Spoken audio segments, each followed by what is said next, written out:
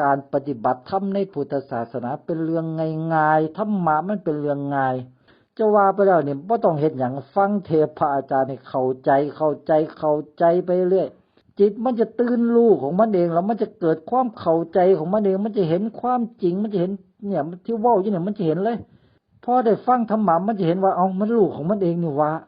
พอเจ้าของกำลังเว้าปุ๊บมันรู้ของมันเองนี่ว่านี่มันจะเห็นเสียงเนี่ยที่เว้าอยู่เนี่ย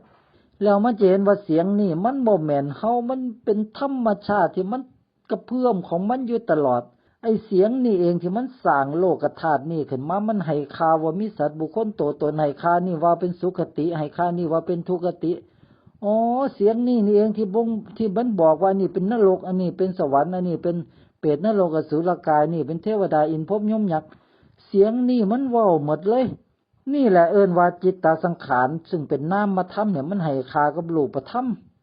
ไอ้จิตตสังขารไอ้เสียงนี่แหละที่มันให้ค่ากับทุกสิ่งทุกอย่างให้มีสื่อให้มีสมมุติขึ้นมาเนี่ย